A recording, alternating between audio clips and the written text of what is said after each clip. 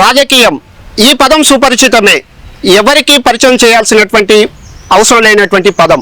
సగటు మనిషికి రాజకీయానికి ముడిపడి ఉండడంలో ఎటువంటి సందేహము లేదు. రాజకీయం అనే పుస్తకం తెరచబడినటువంటి పుస్తకం. ఈ పుస్తకంలో ప్రజలకు పాలన చేయాలి, ఉత్సాహవంతులైన యువకులు ముందుకు వచ్చే వాళ్ళకి ఎప్పటికీ తెరచబడే ఉంటుంది. సో ఇప్పుడు దేశవ్యాప్తంగా 18వ లోక్సభ ఎన్నికలు జరుగుతున్నాయి. దాంతోపాటు 2 తెలుగు రాష్ట్రాలు ఆంధ్రప్రదేశ్, తెలంగాణలో కూడా పార్లమెంటు ఎన్నికలు జరగబోతున్నాయి. అదేవిధంగా ఆంధ్రప్రదేశ్ విషయానికి వస్తే అసెంబ్లీ స్థానాల విషయంలో కూడా అసెంబ్లీ స్థానానికి కూడా ఎన్నికలు జరగబోతున్నాయి. సో ఇప్పుడు ఎంతోమంది రాజకీయ నాయకులు తమ రాజకీయ భవిష్యత్తు కోసం మార్గం సుగమం చేసుకోబోతున్నారు. ఈ క్రమంలోనే మనకు నల్గొండ పార్లమెంటుకి స్వతంత్ర అభ్యర్థిగా రాజకీయ ప్రజాసేవా క్షేత్రంలో నేను సైతం అంటూ కుక్కల వెంకన్న గారు ముందుకు వస్తున్నారు. నమస్తే అండి వెంకన్న గారు. నమస్తే. చెప్పండి, ఎందుకు నల్గొండ పార్లమెంటు అభ్యర్థిగా ఎందుకు పోటీ చేయదలుచుకున్నారు? ముందుగా మీ కుటుంబ నేపథ్యం ఏమిటి, మీ విద్యార్హతలు ఏమిటి, ఎంతవరకు చదువుకున్నారు? నేను బీపీటీ వరకు చదువుకున్నా. నాది విద్యాభ్యాసం వచ్చేసి ఏతవాకిల గ్రామంలో 3rd వరకు చదువుకున్నా. అక్కడ నుంచి మడంపల్లి మండలంలో సోషల్ వెల్ఫేర్ హాస్టల్ ఉండే, అక్కడ 4th 5th వరకు చదువుకున్నా. పక్కనే జెడ్టీహెచ్ఎస్ హై స్కూల్ ఉండే మరవరం, అక్కడ 6th 7th 8th వరకు అక్కడ చదువుకున్నా. అక్కడ నుంచి మిర్యాలగూడలో social welfare hostel 10th 9th 10th మిర్యాలగూడలో చదువుకున్నా. తర్వాత ఇంటర్మీడియట్ మళ్ళీ హుజూర్ నగర్ గౌట్ కాలేజీ. తర్వాత డిగ్రీ వచ్చేసి కోదాడ కేఆర్ఆర్ డిగ్రీ కాలేజీలో చదువుకున్నా. బీపీడీ వచ్చేసి మన సూర్యాపేట సిద్ధార్థ కాలేజీ బీపీడీ చేసిన. నా విద్యాభ్యాసం అదన్నా. తర్వాత మా కుటుంబ నేపథ్యం వచ్చేసి మా అమ్మ నాన్నలకు మేము 9 మంది సంతానం. నేను వచ్చేసి 8వ వాడిని. 7 అక్కలు, నేను, నా తర్వాత ఒక చెల్లె. అందరికి మ్యారేజ్ అయిపోయింది, నాకు కూడా మ్యారేజ్ అయిపోయింది. నాకు ఒక పాప, ఒక బాబు. ఇది మా కుటుంబ నేపథ్యం. ఆస్తులు పాస్తులు ఏం లేవు. నేను వచ్చేసి ఎస్సీ సామాజిక వర్గానికి చెందిన వ్యక్తిని, ఎస్సీ మాదిగా. మా కుటుంబ అందరూ కూడా కూలి పని చేసుకొని బతికేటోళ్ళే, ఎవరికి పెద్దగా ఆస్తులు లేవు. సో ఆ వేలోనే మేము అందరం కూడా చేస్తాము. కాకపోతే నేను ఒక స్టెప్ ముందుకు ఎందుకు వేసానంటే, రాజకీయంగా ముందుకు ఎందుకు వస్తున్నానంటే, ఎవరెవరి దగ్గర పని చేసాం వాళ్ళందరికీ మనం సర్వీస్ చేసాం, కానీ మనకు ఉపయోగపడే పరిస్థితి లేదు. కాబట్టి మనం చేసే సర్వీస్ అనేది మనకే ఉపయోగపడాలి. నిరుద్యోగిగా ఉన్నాం, ఎంతోమందికి సేవ చేసినాం. నిరుద్యోగ సమస్యలు తీరాలన్నా, మనలాంటి వాళ్ళ బతుకులు బాగుపడాలన్నా ఖచ్చితంగా మనం ఈ నల్గొండ పార్లమెంట్ ఎందుకు రాజకీయాలకు ఇంత చాలా మధ్యతరగతి కుటుంబానికి చెందినటువంటి ఒక వెంకన్న ఎందుకు ఆర్థిక బలం, అంగబలం ఉన్నటువంటి వ్యక్తులే రాజకీయాలకు రాణించాలంటే కొద్దిగా సతమతమవుతున్నటువంటి పరిస్థితి. ఎంతో కల్మషంతో కూడుకున్నటువంటి రాజకీయం అనేది ఎంతో మంది నిపుణులు చెప్తున్నటువంటి పరిస్థితి. ఈ పరిస్థితుల్లో వెంకన్న ఎందుకు రాజకీయాలకు రావాలనుకుంటాం? అలా ఒక మనిషికి మంచి చేయాలంటే ఖచ్చితంగా రాజకీయంలోకి వస్తేనే మంచి చేసే పరిస్థితి ఉంది. స్వచ్ఛందంగా సేవ చేసినప్పటికీ ఒక మనిషికి ఏదైనా ఎంఆర్ఓ ఆఫీస్లో కానీ, పోలీస్ స్టేషన్లో కానీ, ఇంకేదో ఆర్టీఓ ఆఫీస్లో కానీ ఏదన్నా మంచి చేయాలంటే మన రాజకీయ నాయకులను అయితేనే అక్కడ వాళ్ళని పట్టించుకునే పరిస్థితి ఉంది తప్ప మిగతా సాధారణ మానవులను పట్టించుకునే పరిస్థితి లేదు. అందుకే రాజకీయాన్ని వేదిక ఎందుకు ఎంచుకున్నామంటే, రాజకీయంతో ఇతరులకు సేవ చేయొచ్చు, సులభంగా చేయొచ్చు అనేది ఒక ఆలోచన. ఇంకొక విషయం ఏంటంటే, ఇప్పుడు రాజకీయంలో డబ్బు, ఆస్తి, అంతస్తులు ఉంటేనే రాజకీయం చేయాలనే రూల్ ఏమైనా ఉందా? మనకు కష్టపడేది మనం, ఓట్లు మావి, సీట్లు కూడా మావే కావాలనేది మన నినాదం. అందుకే ఓట్లు మనం వేసేసి వాళ్ళని మనం గద్దె మీద కూర్చోబెట్టి వాళ్ళు చేసే అన్నిటినీ మనం భరించాల్సిన అవసరం ఏముంది? మన ఓట్లని మనమే వేసుకుంటే, మనమే ముందుకు పోతే మనం ప్రజలకు సేవ చేయొచ్చు కదా. మన ఓట్లతో గెలిచిన వాళ్ళు మనల్ని ఇబ్బంది పెడుతుంటే మన ఓట్లు మనం ఎందుకు ఉపయోగించుకోకూడదు? సో ఆ నినాదంతో ముందుకు రావాలనే ఆలోచనతో చేస్తాం. సేవ చేయాలన్నా, ప్రజలలోకి ప్రజాక్షేత్రంలోకి రావాలన్నా సేవ చేసేటటువంటి మార్గాలు ఎన్నో ఉన్నాయి. ఒక రాజకీయ ద్వారానే కాకుండా ఎన్నో మార్గాల ద్వారా కూడా ప్రజలకు సేవ చేయొచ్చు, చేరువ కావచ్చు. ఎన్నటువంటి ప్రజలకి కావాల్సినటువంటి ఏదైతే ఉన్నదో వాళ్ళకి కావాల్సినటువంటి ఇది చేయొచ్చు. మరి ఎందుకు రాజకీయాన్ని ఎందుకు ఎంచుకున్నారు? అలా రాజకీయంగా సేవ చేయొచ్చు, కానీ మనం చేసే సేవ అనేది ప్రజలకు ఉపయోగపడాలి. మన ఊరు వాళ్ళకి చేయగలుగుతాం, లేదా మన చుట్టుపక్కల చేయగలుగుతాం. కానీ మన హుజూర్నగర్ నియోజకవర్గం మొత్తం చేయాలన్నా, పక్కన ఉన్నటువంటి కోదాట చేయాలన్నా, మిర్యాలగూడలో చేయాలన్నా, సూర్యాపేటలో కానీ, దేవరకొండ, నాగార్జునసాగర్, నల్లగొండ 7 నియోజకవర్గాల్లో సేవ చేయాలంటే మనకు ఆ స్థాయి సరిపోదు. రాజకీయంగా అయితేనే మనం ఎక్కడైనా సేవ చేసే స్వేచ్ఛ అనేది ఉంటుంది అనేది నా ఆలోచన. అంటే రాజకీయ సేవలోకి వస్తున్నా, ప్రజాక్షేత్రంలోకి వస్తున్నా అని అంటున్నారు.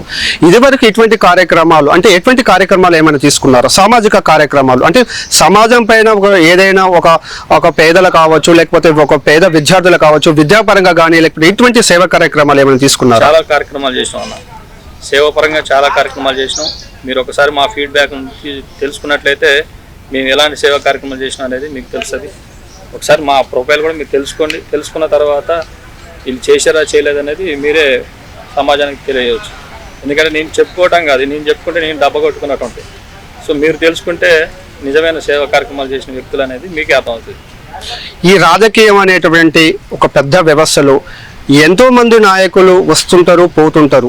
గత చరిత్రను చూసినట్లయితే ఎంతో మంది నాయకులు మట్టిలో కలిసిపోయినటువంటి సమాజానికి పాలకుడుగా సేవలంచినటువంటి ఎంతో మంది నాయకులు మట్టిలో కలిసిపోయారు. ఈ ఎలక్షన్స్ ఎప్పుడైతే ఉన్నాయో ఎలక్షన్లప్పుడు మాత్రమే కనిపిస్తుంటారు. నేను సైతం ప్రజల కోసం అంటూ ముందుకు వస్తారు. ఎప్పుడైతే ఎలక్షన్స్ ముగియగానే మళ్ళీ అది మర్చిపోతుంటారు. ఏదైతే ఆ సిద్ధాంతం అనేది అంత ప్రేరణగా ఉండారు. మరి ఆ కోవకే చెందుతారా ఎంకన్నా కూడా? లేదు, ఆ కోవకు చెందిన వాళ్ళు అయితే ఇక్కడ దానికి వచ్చి మీరు మమ్మల్ని ఇంటర్వ్యూ తీసుకునే పరిస్థితి ఉండదు.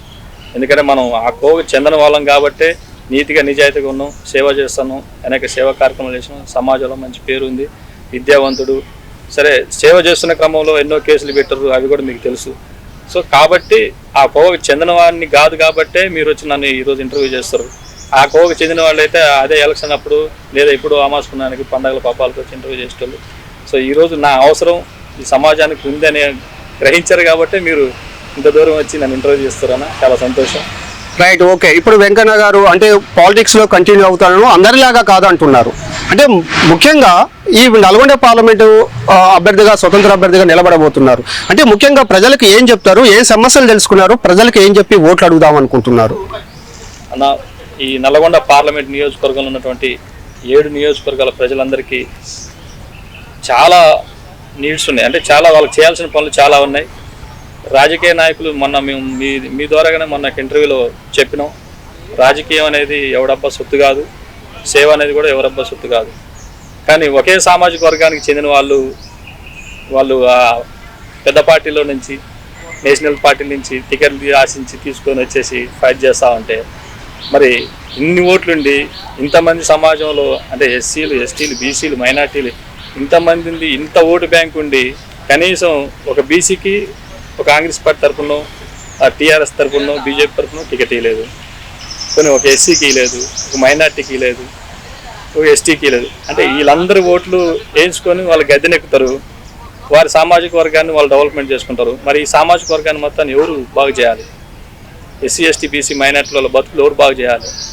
అందుకు అంటే ఎస్సీ, ఎస్టీ, బీసీ కమ్యూనిటీకి చెందినటువంటి ప్రజల కోసం అని అంటున్నారు. అంటే వెంకన్న అనే వ్యక్తి ఈ వర్గాలకు చెందినటువంటి అభివృద్ధి కోసం పాటుపడతాడా భవిష్యత్తులో కూడా? ఖచ్చితంగా పాటుపడతాం కాబట్టి మనం ఆ నినాదంతో ముందుకు వస్తా ఉన్నాం.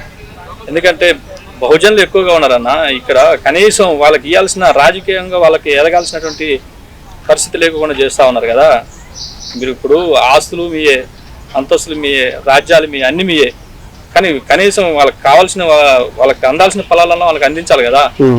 సో అలాంటి పరిస్థితి లేకుండా చేస్తారు కాబట్టి ఖచ్చితంగా రాజకీయంగా ఒక నిరుద్యోగిని, ఎస్సీ, ఎస్టీ, బీసీ, మైనార్టీ, అగ్రవర్ణాలు, పేదలు నమ్ముకొని ముందుకు వస్తున్న ఒక వ్యక్తిని కాబట్టి అందరూ కూడా ఆదరిస్తారనే నమ్మకంతో ఉన్నా. రైట్ వెంకట గారు, రైట్. మీరు బీసీ, ఎస్సీ, ఎస్టీ సామాజిక ఏదైతే అట్టడుగు వర్గాల ప్రజల కోసం ఎన్నికల నల్గొండ పార్లమెంట్ అభ్యర్థిగా, స్వతంత్ర అభ్యర్థిగా నిలబడబోతున్నాను, ఆ ప్రజాక్షేత్రంలో అరంగేటం చేయబోతున్నాను, ఇదివరకు ఉన్నటువంటి సామాజిక కార్యక్రమాల అనుభవం ద్వారానే పాలిటిక్స్లో రాజకీయాలకు వస్తున్నానని చెప్పేసి అంటున్నారు. రైట్. ఈ రోజుల్లో ఒక సామాన్య వ్యక్తి రాజకీయాలలో రాణించాలంటే ఎంతో అంగబలం, ఆర్థిక బలం, ఎంతో అన్ని రకాలైనటువంటి వ్యవస్థలు పనిచేసే కానీ రాజకీయంలో రాణించలేరు. మరి వెంకన్న ఎంతవరకు రాణించగలడు, ఎంతవరకు నెగ్గుకు రాగలడు? 100% నెగ్గుకు వస్తాను. ఎందుకంటే నాకున్న పరిచయాలతోటి నాకు సపోర్టర్స్ ఉన్నారు. అంటే టీఆర్ఎస్ పార్టీలో ఉన్నారు, కాంగ్రెస్ పార్టీలో ఉన్నారు, బీజేపీ పార్టీ వాళ్ళు కూడా నాతో సన్నిహితంగా ఉన్న వ్యక్తులు ఉన్నారు. ఎందుకంటే నేను ఇంటర్మీడియట్ దశ నుంచే ఈ పాలిటిక్స్ నుంచి సేవా కార్యక్రమం చేసిన వ్యక్తిని. తెలంగాణ ఉద్యమం నడుస్తున్న క్రమంలోనే నా ఇంటర్మీడియట్లో తెలంగాణ ఉద్యమం నడుస్తుంది 2010 నుంచి. 2010 ఆ క్రమంలోనే నేను తెలంగాణ ఉద్యమంలో పనిచేస్తామంటే మా ప్రిన్సిపాల్ 4-5 సార్లు నన్ను కొట్టడం ఇవన్నీ చేయడం కూడా జరిగింది. సరే ఆ టైంలోనే నేను మా ఊర్లో మా గ్రామంలో కమ్యూనిస్టు ఉండే కమ్యూనిస్ట్ గ్రామం నుంచి అప్పుడే మేము కాంగ్రెస్ పార్టీలో జాయిన్ అయ్యి మా బాబాయ్ని సర్పంచ్గా అక్కడ గెలిపించుకొని ఆ తర్వాత నేను ఎన్ఎస్విలో పనిచేయటం, యూత్ కాంగ్రెస్లో పనిచేయటం, ఆ సోషల్ మీడియా హుజూర్నగర్ నియోజకవర్గ ఇన్ఛార్జిగా ఉండటం, ఇవన్నీ కార్యక్రమాలు చేసుకుంటూ వస్తున్నా. ఈ క్రమంలో నాకు డిగ్రీ అయిపోయింది. డిగ్రీ అయిపోయిన తర్వాత నేను మళ్ళీ ఉస్మానియా యూనివర్సిటీకి వెళ్ళడం జరిగింది. అక్కడ ఉండి ఎస్ఐ కానిస్టేబుల్ గ్రూప్స్ కూడా ప్రిపేర్ కావడం జరిగింది. అది ప్రిపేర్ అయిన తర్వాత ఉద్యోగం రాలేదు. మళ్ళీ ఇంటికి వచ్చినాం. ఇంటి దగ్గరే ఉండి మ్యారేజ్ చేసుకున్నాం. మ్యారేజ్ చేసుకున్న తర్వాత ఈ గత 3-4 సంవత్సరాల నుంచి స్వచ్ఛంద సంస్థలో పనిచేయటం, అనేక సేవా కార్యక్రమాలు చేయడం జరిగింది. ఈ అసెంబ్లీ ఎలక్షన్ వరకు ఆ కార్యక్రమాలు చేసినాం. ఇప్పుడు ఒకరి కింద పనిచేయటం కాదు, మనం ఏందో మనం నిరూపించుకోవాలి. ఎందుకంటే మనల్ని జనాలు గుర్తించరు, రైట్? మనం జనాలకి ఏదైనా చేస్తాం అనే నమ్మకం జనంలో ఉంది కాబట్టి ఖచ్చితంగా జనాల కోసం మనం ఏదైనా చేయాలనే ఒక తపనతోటి ఈరోజు నేను నల్గొండ పార్లమెంట్కి నామినేషన్ చేయాలనుకుంటున్నాను. రైట్. ఇప్పుడు నల్గొండ పార్లమెంట్ అభ్యర్థిగా అంటే ఈ పోటీ చేస్తున్నారు అంటే ఈ రాజకీయాలకు రావడానికి ఇదివరకు స్వచ్ఛంద సేవా కార్యక్రమాలు చేపట్టారు. ఆ అనుభవం ద్వారా రాజకీయాలకు వస్తున్నారు. ఈ రాజకీయాలు రావడానికి మిమ్మల్ని ప్రభావితం చేసినటువంటి అంశం ఏమైనా ఉందా అంటే ఏం చెప్తారు? నా లెక్కనే చదువుకొని అనేక రకాల ఇబ్బందులు పడుతూ ఉద్యోగాలు లేక చుట్టూ సముద్రం ఉండి తాగడానికి నీళ్ళు లేని పరిస్థితి ఎట్లయితుందో మా కాన్ఫరెన్స్లో ఇండస్ట్రీలు ఉన్నాయి, ఉపాధి దొరుకుతుంది కానీ ఉద్యోగాలు వచ్చే పరిస్థితి లేదు. అంటే నాలాంటి నిరుద్యోగంతో ఎంతోమంది ఇబ్బంది పడుతూ ఉన్నారు. వాళ్ళను చూసి కొంత చలనం అయితే అంటే వాళ్ళని చూసి కొంత మార్పు తీసుకురావాలి. అరే నా లెక్కనే వీళ్ళు ఇంత ఇబ్బంది పడుతూ ఉన్నారు, సరే నేను ఫైట్ చేస్తా ఉన్నా, నా ఒక్కను ఫైట్ వల్ల కొంతమందికైనా లబ్ధి చేకూరుతుంది కదా అనే ఉద్దేశంతో మెయిన్ నిరుద్యోగ సమస్య తర్వాత ఊళ్ళల్లో చిన్న సమస్యలు అనేవి వస్తూనే ఉంటాయి, పోతూనే ఉంటాయి. కానీ ఒక వ్యక్తిని ఎంప్లాయ్మెంట్ చేస్తే ఆయన కుటుంబాన్ని బాగు చేసుకుంటాడు, 10 మందికి సాయం చేస్తాడు. కానీ అదే పెద్ద సమస్యగా మారినప్పుడు ఆ సమస్యను ఫైట్ చేయాలనేది మన ఆలోచన. అంటే ఈ రాజకీయాలు రావడానికి ఇంకా ఈ ప్రభావితం చేసినటువంటి అంటే ఏదైతే సమస్యలు ఉన్నాయో మీ చుట్టూ ఉన్నటువంటి సమస్యలు మిమ్మల్ని ప్రభావితం చేసి రాజకీయాలు రావడానికి ఒక కారణమైంది. అంటే దీనితో పాటు ఇంకా ఇన్స్పిరేషన్, మీ రాజకీయాలు రావడానికి మీకు ఇన్స్పిరేషన్ ఎవరైనా ఉన్నారా? ఇన్స్పిరేషన్ అంటే మన ఊళ్ళల్లో ఉండేటోళ్ళు, తిరిగేటోళ్ళు, వాళ్ళు చెప్పే మాటలు ఇవన్నీ వింటుంటే చెట్టు కింద కూర్చొని మనం పోతా ఉంటే 4-5 మాటలు మాట్లాడుతూ ఉంటారు. అంటే వాళ్ళకి అదే ఇదిగా అనిపిస్తూ ఉంటుంది. మనం తిరుగుతున్న క్రమంలో మంచి చేస్తూ పోతా ఉన్నాం, వెనకంగా ఏమో రాళ్ళు వేసే పరిస్థితి చేస్తూ ఉంటారు. అలాంటి సిచ్యువేషన్ని ఒక్కొక్కసారి గమనించినప్పుడు అరే అసలు వాడేది మనం ఎందుకు చేయకూడదు, వాళ్ళనే వెనక బ్యాక్ అనే మాటలు మనం విన్నప్పుడు అతను ఎందుకు సర్పంచ్ చేయాలి, మనం ఎందుకు చేయకూడదు, అతను ఎందుకు జడ్పీటీసీ చేయాలి, మనం ఎందుకు చేయకూడదు, ఆయనకు ఉన్నది ఏంది, మనకు లేనిది ఏంది, ఇలాంటి ఆలోచనతోటి మనం ఖచ్చితంగా మనం ఎంపీగా పోటీ చేయాలనేది నేనేదో గెలుస్తా అని సమాజాన్ని మార్చుతా అని కాదు, ఖచ్చితంగా నన్ను చూసి ఇంకొక 100 మంది ఇన్స్పైర్ కావాలనేది నా ఆలోచన. అంటే ఇప్పుడు చాలామంది ప్రజలలో ఒక రకమైనటువంటి ఒక చులకన భావం ఏర్పడింది ప్రజలలో. అంటే ఓట్లప్పుడే రాజకీయం చేస్తుంటారు, ఆ తర్వాత వెళ్ళిపోతుంటారు. అంటే ఒక రకమైనటువంటి దానితో పాటు రాజకీయాలు చాలా కల్మషమైనటువంటి ఎంతోమంది రాజకీయ నిపుణులు చెప్తున్నటువంటి పరిస్థితి. అప్పుడు దీని గురించి అంటే అటువంటి సమస్యలు, అటువంటి అంశాలను కూడా మీరు ఎదుర్కోవాలి ఫ్యూచర్లో.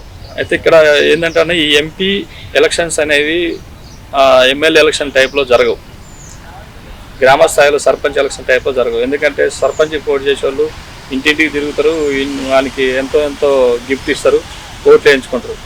కానీ ఎంపీ ఎలక్షన్ అనేది జెన్యూన్గా జరుగుతుంది అనే ఉద్దేశంతో నేను ఎంపీగా పోటీ చేస్తున్నాను. ఎందుకంటే నా దగ్గర డబ్బు పెట్టేంత డబ్బు లేదు, నేను జనాల్ని ప్రభావితం చేసి వాళ్ళకి డబ్బులు పెట్టి మందు సీసాలు ఇచ్చి కోట సీసాలు ఇచ్చి కొనేంత స్థాయి నాది కాదు, నా దగ్గర ₹1 కూడా లేదు. కానీ జెన్యూన్గా ఎంపీ ఎలక్షన్స్ అనేవి జెన్యూన్గా జరుగుతాయి. ఈ నాయకులు కూడా ఊర్లలో చోటమోట నాయకులు, పెద్ద నాయకులను పట్టుకొని వాళ్ళకి అంతో ఎంత ఇచ్చి ఇచ్చేస్తారు. కింది స్థాయి వరకు డబ్బులు కానీ, మందు కానీ, మద్యం కానీ ఇవేం చేరవు. కాబట్టి ఖచ్చితంగా మంచి వ్యక్తిని ఎవరనేది గుర్తిస్తారేమో అన్న ఒకే ఒక కాన్సెప్ట్ తోటి నేను ఎంపీగా పోటీ చేస్తా ఉన్నా. సో ఆ వేలో ఇది చేస్తారు తప్ప నా దగ్గర అయితే ఎలాంటి పైసలు లేవు, ఎలాంటి ప్రలోభాలు పెట్టడానికి నా దగ్గర ఆస్తులు అంతస్తుంది. మరి కుక్కల వెంకన్న నల్గొండ పార్లమెంట్ అభ్యర్థిగా బరిలో నిలవబోతున్నాడు.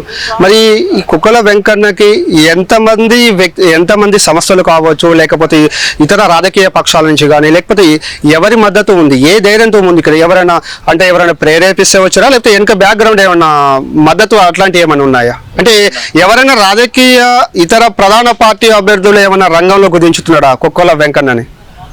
నా బలం, నా బలహీనత నా ఫ్రెండ్సే. నేను నా ఫ్రెండ్స్ని నమ్ముకొనే ఏదైనా చేస్తాను. వాళ్ళు ఇచ్చిన సపోర్టు, వాళ్ళు ఇచ్చిన ఇన్స్పిరేషను నువ్వు ఖచ్చితంగా నువ్వు చేయగలవు.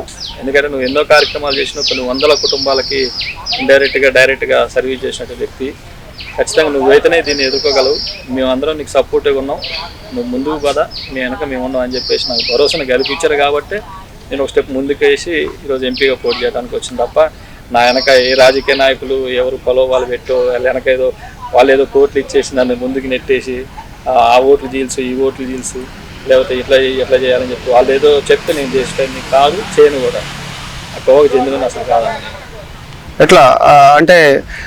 ఎట్లా ఉంది అంటే మీరు ఇప్పటికే ప్రజలలో వెళ్తున్నారు, మీ పరిచయాల కొద్ది ఏదైతే ఉందో, అంటే నల్గొండ పార్లమెంటు కాన్స్టిట్యూన్సీకి సంబంధించి దాదాపు శాసనసభ నియోజకవర్గాలు 7 ఉన్నాయి. ఈ 7 నియోజకవర్గాల్లో ఇప్పటి వరకు ఎన్ని నియోజకవర్గాల్లో మీరు పర్యటించారు? అక్కడ మీరు సమస్యలు గుర్తించడం కానీ, ప్రజల నుంచి స్పందన కానీ ఏ విధంగా ఉంది? నాతో పాటు తిరుగుతున్న క్రమంలో ఇప్పుడు మిర్యాలగూడ వెళ్ళినాం. మిర్యాలగూడలో ప్రధానమైన సమస్య ఏంటంటే కొంత రైస్ ఇండస్ట్రీలు ఉన్నాయి. ఆ రైస్ ఇండస్ట్రీలలో పనిచేసే వ్యక్తులకి హెల్త్ పరంగా చాలా ఇబ్బంది అవుతుంది. అటుపోతే ఉజనార్ కాన్స్టిట్యూన్సీలో కూడా ఫ్యాక్టరీలో పనిచేసే ఎంప్లాయీస్ ఉంటారు కదా, అంటే మా విలేజ్ నుంచి పోయేటోళ్ళు ఉంటారు, బయట నుంచి వచ్చేటోళ్ళు ఉంటారు, వాళ్ళకు కూడా హెల్త్ పరంగా సమస్య వస్తుంది. కానీ ప్రతి కాన్స్టిట్యూన్సీలో ఒక మల్టీ స్పెషాలిటీ గవర్నమెంట్ వాళ్ళే పెట్టి ఇలాంటి వాళ్ళందరికీ ఫ్రీగా వైద్యాన్ని అందించే పరిస్థితి లేదు. సో అలాంటి కార్యక్రమాలు చేస్తే బాగుంటుంది అనేది ఒక ఆలోచన. ఇంకొకటి ఇప్పుడు మిషన్ భగీరథ అని చెప్పేసి అని వాటర్ అవి అని చెప్పేసి అంటారు. అవి విలేజ్లకి వాటర్ వస్తున్నాయి, కొన్నిట్లలో రావట్లేదు కూడా. అట్లా పెట్టలే బదులు ప్రతి విలేజ్కి ఒక 2-3 వాటర్ ప్లాంట్లు పెట్టేసి అక్కడే ఉన్నటువంటి గ్రామ పంచాయతీ సిబ్బందిని దానికి అటాచ్ చేసి ఆ వాటర్ని వాళ్ళందరికీ కూడా విలేజ్లో ఉన్న వాళ్ళందరికీ కూడా సప్లై చేస్తే వాళ్ళు మంచి వాటర్ అందుతుంది, ప్లస్ ఆరోగ్యంగా ఉంటారు. ఈ వాటర్ సమస్య కూడా లేకుండా పోతుంది. ఇలాంటి కార్యక్రమాలు చేయాలనేది మన ఆలోచన. ఇందాక మీరు ఒక విషయాన్ని ప్రస్తావించారు, సరిగ్గా ఎంప్లాయ్మెంట్ జరగట్లేదు, ప్రభుత్వాలు సరైన యువతకి అవకాశాలు కల్పించట్లేదు అని చెప్పేసి అన్నారు. అంటే గత 10 ఏళ్లలో బీఆర్ఎస్ ప్రభుత్వం అధికారంలో ఉంది, ఆ తర్వాత కాంగ్రెస్ పార్టీ అధికారంలోకి వచ్చింది. అంటే ఇప్పుడు వాళ్ళు చేపడుతున్నటువంటి ఉద్యోగాలు కావంటారా? అలా ఎవరైనా రాజకీయ లబ్ధి కోసం, వాళ్ళ రాజకీయ స్వార్థం కోసం కొంత ఫిల్ చేస్తారు తప్ప 100% చేస్తారని నేనైతే అనట్లేదు. అంటే మీ దృష్టిలో ఉద్యోగాలు అంటే ఉపాధి కల్పన, ప్రభుత్వ ఉద్యోగాల? ప్రభుత్వ ఉద్యోగం కాదన్నా, ప్రైవేట్ ఉద్యోగాన్ని కూడా కల్పిస్తే వాడి యొక్క జీవితం. ఇప్పుడు మా దగ్గర ఇండస్ట్రీలో నుంచి చెప్పిన కదన్నా, ఆ ఫ్యాక్టరీలో ప్రైవేట్ ఉద్యోగం అది. ఆ ఉద్యోగం కల్పిస్తే వాడి కుటుంబం బాగుపడుతుంది. వాని ద్వారా 10 మందికి వాడు ఏదైనా హెల్పింగ్ చేయగలుగుతాడు, సర్వీస్ రూపంలో కానీ ఆర్థికంగా కానీ. సో ప్రైవేట్ ఉద్యోగం ఇచ్చినా బెటరే. ప్రభుత్వ ఉద్యోగమే కాదు, ప్రైవేట్ ఉద్యోగం వచ్చినా కానీ వాడి కుటుంబం బాగుపడుతుంది. సో ప్రభుత్వ ఉద్యోగంతో పాటు ప్రైవేట్ ఉద్యోగాలను కూడా ఉద్యోగ కల్పన చేయాలనేదే మన ఆలోచన అని చెప్తా ఉన్నాం. అందరికి ప్రభుత్వ ఉద్యోగం రావాలంటే ఎక్కడ రాదు. ప్రభుత్వ ఉద్యోగాలు అందరికి ఇవ్వాలంటే కూడా ఏ ప్రభుత్వానికి సాధ్యం కాదు, అది అనుకోవడం కూడా సత్యదూరం అయినటువంటి మాటలు. సో ఇంకా మీరు అంటే ఎప్పటి నుంచి ఈ కార్యక్రమాలు ఎప్పుడు స్పీడప్ చేయబోతున్నారు? మీ దగ్గర ఉన్నటువంటి ప్రణాళిక ఏంటి? ఎట్లా వెళ్తున్నారు? ప్రజలకు ముఖ్యంగా ఏ అంశాన్ని ప్రజలకు తీసుకెళ్తున్నారు? మనం నేను మేనిఫెస్టో పెట్టి ఇంత పెద్ద ఏమంటారు గవర్నమెంట్ వాళ్ళు పెద్ద మేనిఫెస్టో రిలీజ్ చేసి ఇది చేస్తా అని చెప్పేసి నేను ఇండిపెండెంట్ క్యాండిడేట్. సో నాకు చేతనైన సర్వీస్ చేస్తా, నన్ను ఒకసారి నమ్మండి, నాకు ఒకసారి అవకాశం ఇవ్వండి అని చెప్పేసి నేను వాళ్ళని రిక్వెస్ట్ చేసే ప్రయత్నం చేస్తున్నా. సో అదే వేలో వెళ్తా. ఇప్పుడు ఏంటంటే నేను పెద్ద మేనిఫెస్టో పెట్టి ఇది చేసి అసలు వాడి కాడ ఏముందని ఈ మేనిఫెస్టో పెట్టింది, వాడు ఏం చేయగలుగుతాడని మేనిఫెస్టో పెట్టిందని చెప్పేసి చాలామంది నన్ను ఇది చేసే ప్రయత్నం చేస్తూ ఉంటారు. సో కాబట్టి నేను ఖచ్చితంగా ఈ సేవా కార్యక్రమాలు చేసిన ప్రతి ఊర్లో ఈ విధంగా చేయాలనే ఆలోచన ఉన్నా, ఖచ్చితంగా చేస్తా. ఒకసారి నన్ను ఆశీర్వదించండి అని చెప్పేసి జనంలోకి పోతాం. జనంలోకి పోయిన తర్వాత వాళ్ళ స్పందన ఎలా ఉంది ఏందనేది మరొకసారి మీతోనే డిస్కషన్ చేసి చేద్దాం. అంటే మొత్తానికైతే ఎలక్షన్స్ తర్వాత కూడా కుక్కల వెంకన్న రాజకీయ క్షేత్రంలో ఉంటాడు కానీ సైడ్ అయి మాత్రం వైదొలగాడు. పక్క రైట్. ఇంకా సో ఆ తర్వాత నామినేషన్ కార్యక్రమం అయిపోయిన తర్వాత ఎవరైనా ఒత్తిడి చేస్తే ఆ నామినేషన్ పత్రాన్ని వెనక్కి తీసుకునే అవకాశం ఉందా? 100% వెనక్కి తీసుకునే పరిస్థితి లేదు. ఎందుకంటే నామినేషన్ చేసిన తర్వాత నాకు ఒక సింబల్ వస్తుంది. ఆ సింబల్ని జనంలోకి తీసుకుపోయే ప్రయత్నం చేస్తా. 7 నియోజకవర్గాల్లో నాకున్న సర్కిల్ ద్వారాగా క్యాంపెయిన్ చేసే ప్రయత్నం చేస్తా. ఎందుకంటే నా కాడ అంత క్యాంపెయిన్ చేసి అంత పెద్ద చేసి అంత ఆస్తిపాస్తులు ఎంత ఆర్థికంగా లేకపోవచ్చు, కానీ నా ఫ్రెండ్స్ సర్కిల్ తోటి నా ఫ్రెండ్స్ సపోర్ట్ తోటి 7 నియోజకవర్గాల్లో ప్రచారం అయితే చేస్తాం. ప్రచార రథాలు అయితే ఏర్పాటు చేసేసి మనం ఏం చేయబోతున్నాం అది వాయిస్ రూపంలో అందరికీ తెలియజేసే ప్రయత్నం చేస్తాం. అది 25వ తారీఖు నామినేషన్ అయిపోద్ది. సింబల్ వచ్చిన తర్వాత క్యాంపెయిన్ అనేది అన్ని కాన్స్టిట్యూన్సీలో స్టార్ట్ చేద్దాం అనేది మా ఆలోచన. చివరిగా చెప్పండి, నల్గొండ పార్లమెంటు సంబంధించి ప్రజలకు ఏం సందేశం ఇస్తారు? నల్గొండ పార్లమెంట్ నియోజకవర్గ ప్రజలందరికీ, ఓటర్ మహాశయులందరికీ మీ కుక్కల వెంకన్న మీ తమ్ముడు నమస్కారం తెలియజేయండి. ఏమనగా ఈరోజు నాయకులందరూ ఎలా ఉన్నారంటే ప్రభుత్వాలు వస్తూ ఉన్నాయి పోతూ ఉన్నాయి, కానీ వాళ్ళ యొక్క ఆలోచన వారు బాగుపడాలి, వారి కుటుంబం బాగుపడాలనే ఆలోచనతోనే నాయకులందరూ వస్తూ ఉన్నారు. కానీ నేను ఆ కోవకు చెందినవాడిని కాదు. ఖచ్చితంగా నాతో పాటు కొన్ని వందల కుటుంబాలు బాగుపడాలి, కొన్ని వందల వేల మంది విద్యార్థులు వెలికి రావాలి, వాళ్ళందరూ కూడా సమాజానికి ఉపయోగపడాలనే ఆలోచనతోటి ఈరోజు ఇండిపెండెంట్గా ఈ నల్గొండ పార్లమెంట్ నియోజకవర్గం నుంచి ఎంపీగా పోటీ చేయాలని వస్తూ ఉన్నా. నల్గొండ పార్లమెంటు ఓటర్ మహాశయులందరికీ మరొకసారి నమస్కారం తెలియజేస్తూ నేను తెలియజేయండి ఏంటంటే ఖచ్చితంగా మీరు మంచి నాయకుని ఎంచుకోండి. ఈ నల్గొండ నియోజకవర్గం అనేది చాలా చైతన్యమైనటువంటి నల్గొండ పార్లమెంట్ నియోజకవర్గం కాబట్టి మీరందరూ కూడా ఒక్కసారి ఆలోచన చేయండి. డబ్బుకి మద్యానికి నోటికి ఓటు అమ్ముకునే ప్రయత్నం ఎప్పుడు చేయకండి. మీరు అలా చేయటం వల్ల నాలాంటి కుటుంబాలు ఇబ్బంది పడే పరిస్థితి ఉంది, నాలాంటి విద్యార్థులందరూ కూడా ఇబ్బంది పడుతూ ఉన్నారు. కాబట్టి మీరు ఖచ్చితంగా నిజమైన నీతి నిజాయితీ ఉన్నటువంటి వ్యక్తులను ఎన్నుకోండి. అది నేనే కావచ్చు, నాలాంటి తమ్ముళ్ళు ఎవరు ఇండిపెండెంట్గా పోటీ చేసినా సపోర్ట్ చేయండి. ఎందుకంటే మీరు ఇండిపెండెంట్కి సపోర్ట్ చేయటం వల్ల రాజకీయ నాయకులకి అనే వ్యక్తులకి కొంత భయం అనేది ఏర్పడుతుంది. వాళ్ళు చేసే పని సక్రమంగా చేయడానికి అవకాశం ఉంటుంది. కాబట్టి మీరు ఖచ్చితంగా ఇండిపెండెంట్గా ఎవరు పోటీ చేసినా, కుక్కలెంకనే కాదు నా తమ్ముళ్ళు నా అన్నలు ఎవరు పోటీ చేసినా వాళ్ళందరూ కూడా సపోర్ట్ ఇచ్చి వాళ్ళందరూ ముందుకు తీసుకుపోయే విధంగా తయారు చేయండి. అదేవిధంగా ఈ నెల 25వ తారీఖు మీ తమ్ముడు కుక్కల వెంకన్న నామినేషన్ వేస్తూ ఉన్నాడు. మీ అందరికి కూడా తెలియజేస్తూ ఉన్నా, ప్రతి అక్కకు అన్నకు చెల్లెకు తమ్ముడు ప్రతి ఒక్కరికి కూడా నా నామినేషన్కి వచ్చి నన్ను విజయవంతం చేసే ప్రయత్నం చేయండి అని చెప్పేసి ప్రతి ఒక్కరిని కూడా వేడుకుంటా ఉన్నా. ఖచ్చితంగా మీ బిడ్డ మీ ముందుకు వస్తాడు. నామినేషన్ వేయడం అయిపోయిన తర్వాత మంచి గుర్తుతోటి మీ ముందుకు వస్తాడు. మీరు అందరూ కూడా ఆశీర్వదిస్తారని కోరుకుంటా ఉన్నా. రైట్. ఇది నల్గొండ పార్లమెంటుకు సంబంధించి స్వతంత్ర అభ్యర్థిగా పోటీ చేస్తున్నటువంటి కుక్కల వెంకన్న చెప్తున్నటువంటి విషయం. ఎంతో మంది రాజకీయాలు చూసే ఉంటారు, కానీ అందరిలాగా నేను కాదు, రాజకీయాలు చేయాలనే దృఢ సంకల్పంతో ప్రజల్లోకి వచ్చాను. ఇక ఈ రాజకీయ ప్రజాక్షేత్రం నుంచి పక్కకు వైదొలిగే ప్రసక్తే లేదు. ఎవరు ఎన్ని ప్రలోభాలు పెట్టినా రాజకీయ క్షేత్రంలో ఉండదలుచుకునే దృఢ సంకల్పంతో ముందుకు వస్తున్నా అని చెప్పేసి ఘంటాపథంగా చెప్తున్నటువంటి పరిస్థితి. ముఖ్యంగా ఎంతో మంది నాయకులు, ఎక్కువగా ఉన్నత వర్గాలకు చెందినటువంటి నాయకులు మాత్రమే బహుజనులను పరిపాలిస్తున్నారు.